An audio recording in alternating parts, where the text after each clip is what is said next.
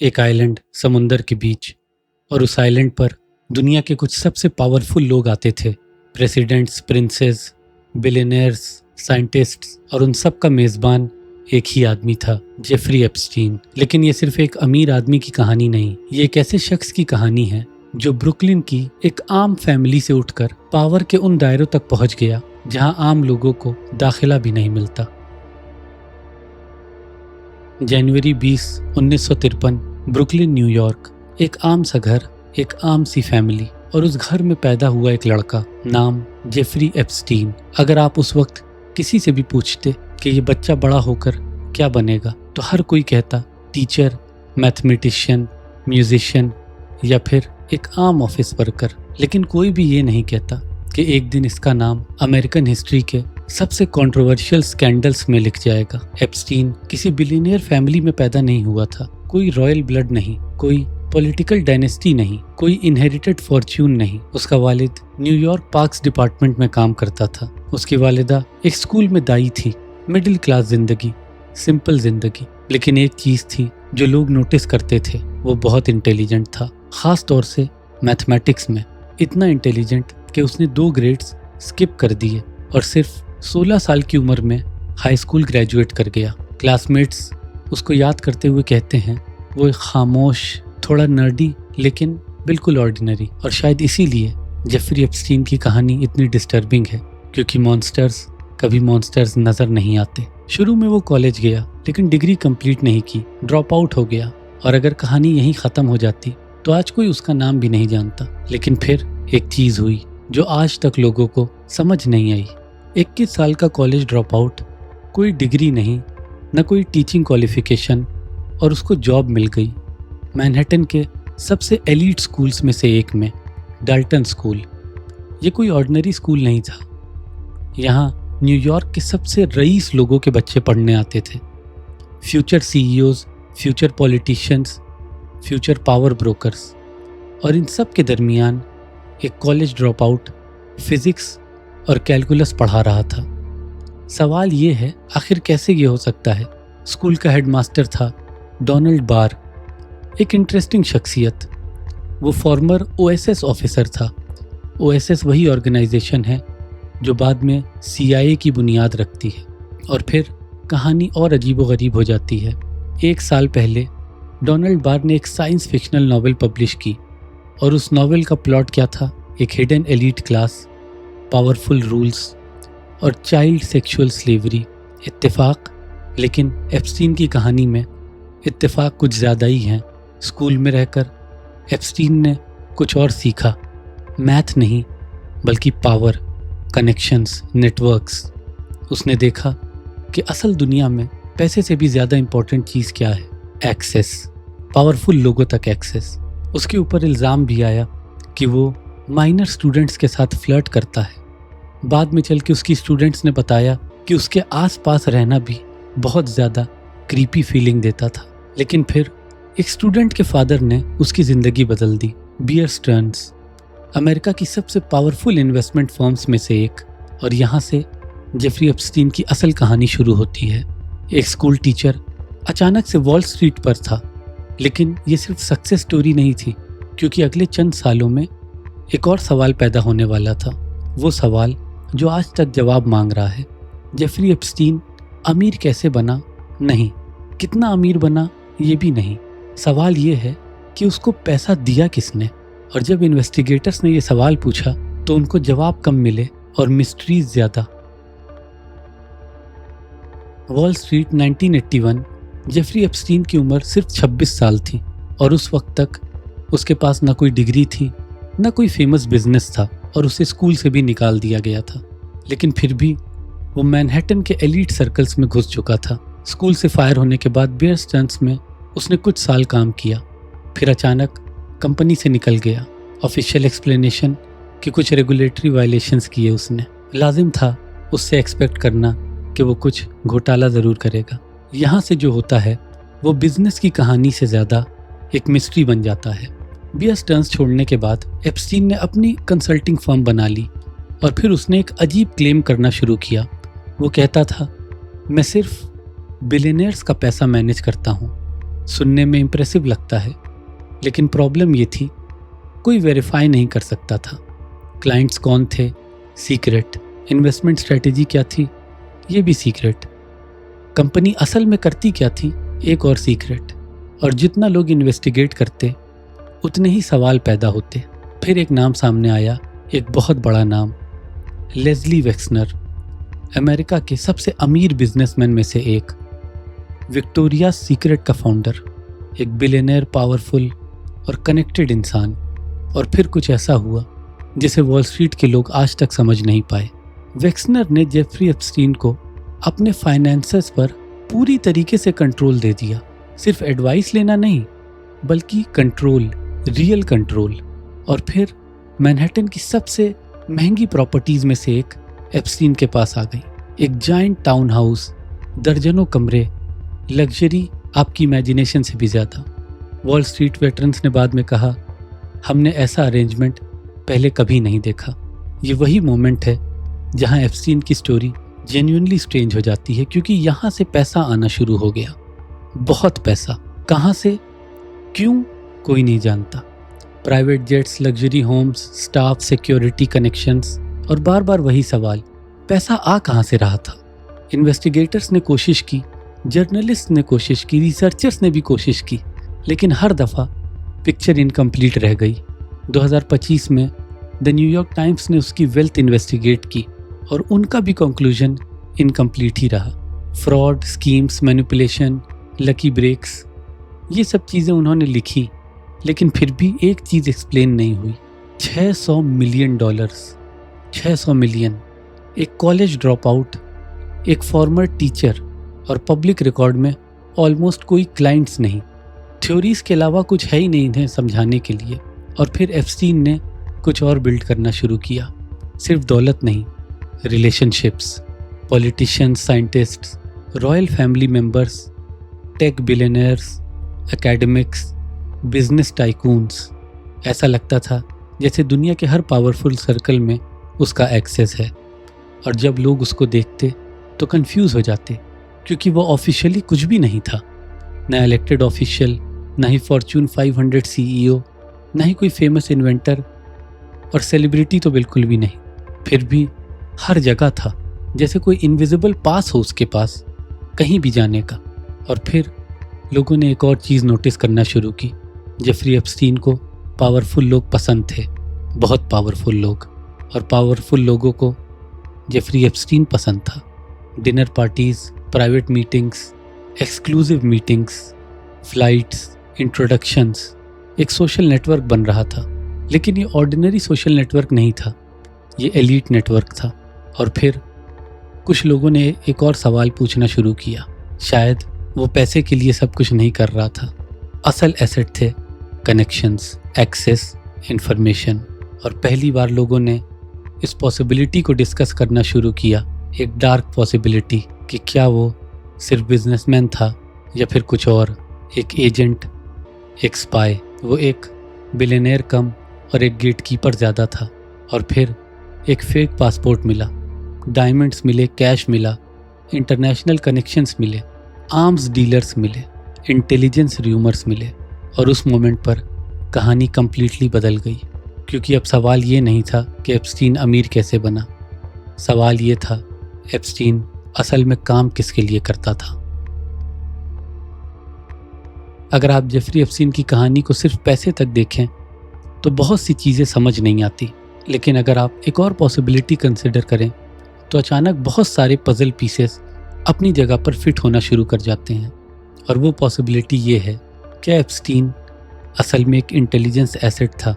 बहुत से लोगों का यही मानना है कि वो एक मोसाड का एजेंट था। इस पॉसिबिलिटी पे जर्नलिस्ट ने लिखा, ये कोई कॉन्स्पिरेसी थ्योरी नहीं थी। मेजर पब्लिकेशंस ने डिस्कशन किया, फॉर्मर इन्वेस्टिगेटर्स ने सवाल उठाए। और ऑनेस्टली जितनी ज़्यादा आप डिटेल्स देखते हैं उतना ही अजीब लगने लगता है, क्योंकि उसके कनेक्शंस ऑलमोस्ट हर कंट्री के इंटेलिजेंस में हैं। 1980 एप्स्टीन के पास एक पासपोर्ट था, ऑस्ट्रेलियन पासपोर्ट। लेकिन प्रॉब्लम ये थी कि वो उसका असली पासपोर्ट नहीं था। उस पासपोर्ट पर उसकी तस्वीर थी, लेकिन नाम कोई और था, एड्रेस किसी और कंट्री का। और रिकॉर्ड्स के मुताबिक वो पासपोर्ट यूज़ भी हुआ था, जब अथॉरिटीज़ ने पूछा तो एक्सप्लेनेशन दी गई कि इमरजेंसी प्रोटेक्शन है, ये हाईजैक के वक्त पे रिस्क होगा तो अपने आप को इस पासपोर्ट से बचाएंगे, मिडिल ईस्ट में ट्रैवल करते वक्त इस्तेमाल होगा। लेकिन ये एक्सप्लेनेशन गार्बेज था। सिर्फ एक सीक्रेट एजेंट के पास ही ऐसा कुछ हो सकता है। और फिर उसका मैनहट्टन टाउन हाउस सर्च हुआ तो सिर्फ पासपोर्ट नहीं, सेंसिटिव डॉक्यूमेंट्स भी मिले। ये किसी ऑर्डिनरी इन्वेस्टमेंट मैनेजर का प्रोफाइल नहीं लगता। फिर एक और नाम सामने आता है, अदनान खशोगी, दुनिया का सबसे फेमस आर्म्स डीलर्स में से एक। ईरान कॉन्ट्रा अफेयर्स का नाम सुना होगा आपने। ये बंदा उस दुनिया का हिस्सा था और एप्स्टीन उसी सर्कल में नज़र आता है। अब सवाल ये है, एक farmer school teacher international arms dealers के नेटवर्क में क्या कर रहा था? और फिर एक और नाम, स्टीवन हॉफनबर्ग। हॉफनबर्ग ने बाद में क्लेम किया कि एप्स्टीन ओपनली इंटेलिजेंस कनेक्शंस की बात करता था, CIA, covert work, sensitive operations. लेकिन ये कहानी यहाँ ख़त्म नहीं होती। फिर एंटर करता है रॉबर्ट मैक्सवेल, एक मीडिया टाइकून, पावर ब्रोकर और एक ऐसा नाम जिसके बारे में इंटेलिजेंस सर्कल्स में डेकेड से डिस्कशन होती आ रही है। रॉबर्ट मैक्सवेल की बेटी का नाम था गिलेन मैक्सवेल और यही वो औरत थी जो बाद में एप्स्टीन की सबसे करीबी एसोसिएट बनी, जिसने उसका सोशल नेटवर्क बिल्ड करने में हेल्प की, जिसने इंट्रोडक्शंस करवाई, जिसने दरवाजे खोले। और फिर 2008 एप्स्टीन पर सीरियस एलिगेशंस आ चुकी थी, इन्वेस्टिगेशंस चल रही थी, केस स्ट्रॉन्ग था और फिर अचानक उसको एक अनयूजुअली लीनियंट प्ली डील मिल गई। बहुत लोग हैरान रह गए क्योंकि सज़ा एक्सपेक्टेड सज़ा से बहुत कम थी। लोगों को समझ में आया कि इसकी पहुंच कहाँ तक है। अलेक्जेंडर अकोस्टा जो उसके खिलाफ था, केस लड़ रहा था, उसे वार्निंग दी गई कि उसके आसपास भी मत आना। फिलहाल 2026 में एप्स्टीन के लॉयर्स ने freedom of information request file किया CIA के पास, NSA के पास। और सवाल सिंपल था, क्या जेफरी एप्स्टीन का कभी कोई एफिलिएशन था?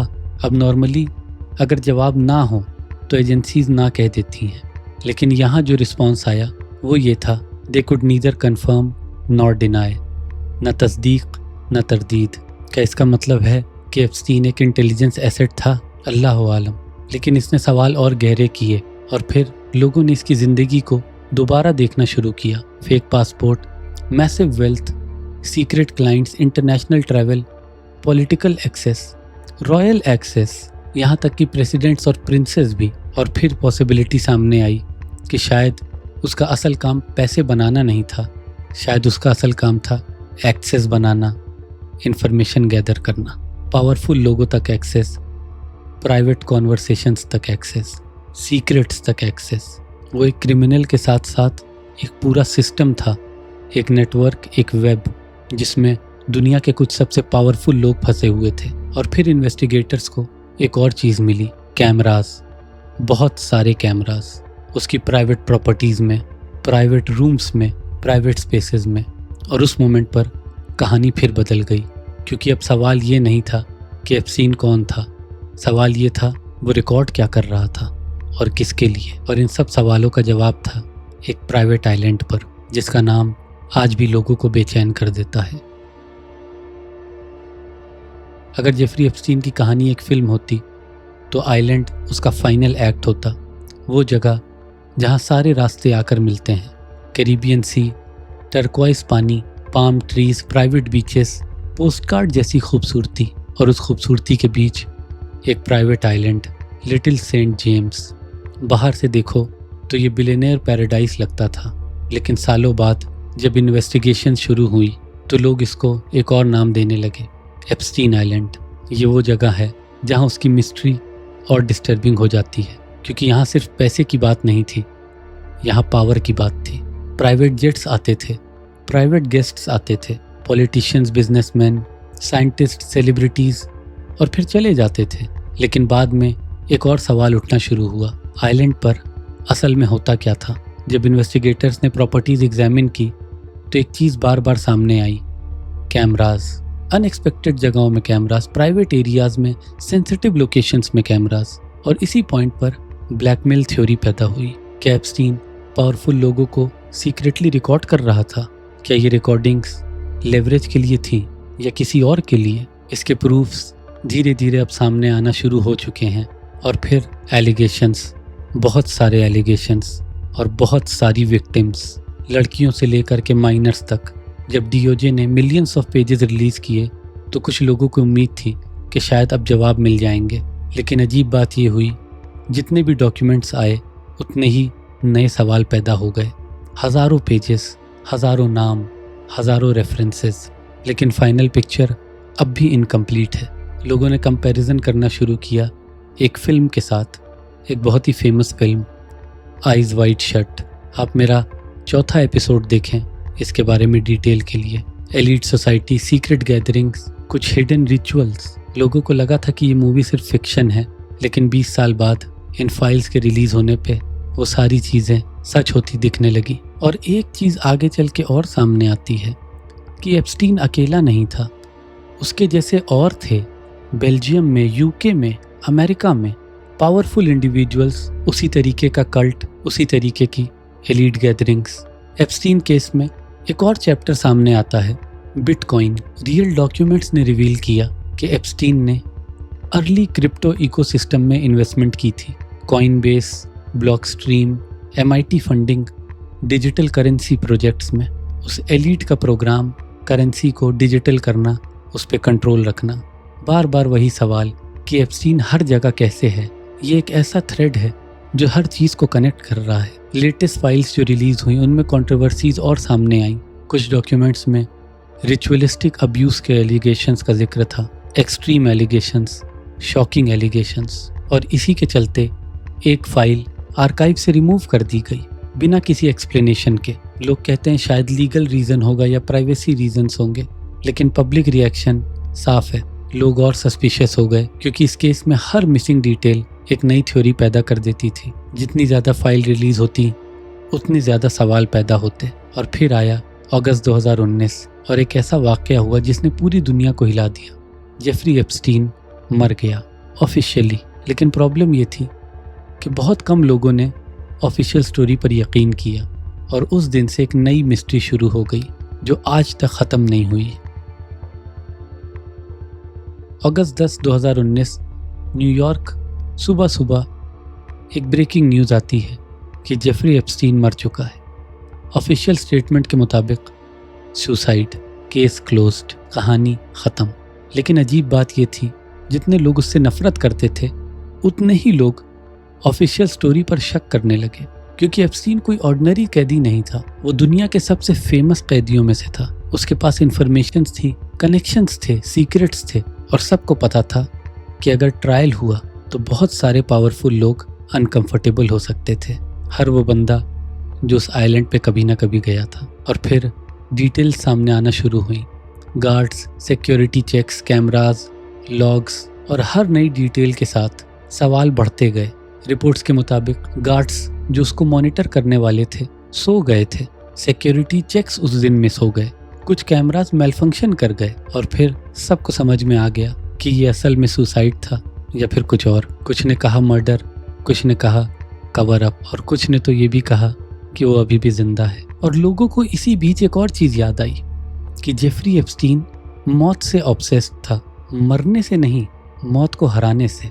Life extension, genetics, cryonics, transhumanism, उसने साइंटिस्ट्स को फंड किया, रिसर्च प्रोजेक्ट्स को सपोर्ट किया, फ्यूचर और इमॉर्टैलिटी के कॉन्सेप्ट्स में बड़ा ही हैरतअंगेज इंटरेस्ट रखता था। इसीलिए कुछ लोग कहते थे कि ऐसा आदमी अचानक सुसाइड करेगा। एक चीज़ तो साफ है कि उसकी मौत ने उसकी स्टोरी ख़त्म नहीं की, उसने उसको और बड़ा कर दिया, क्योंकि लोगों ने फिर दोबारा से उसका केस देखना शुरू किया। School teacher, wall street billionaire, private island तक। और फिर वही सेंट्रल क्वेश्चन वापस आया, सबसे ज़रूरी सवाल कि जेफरी एप्स्टीन असल में था कौन?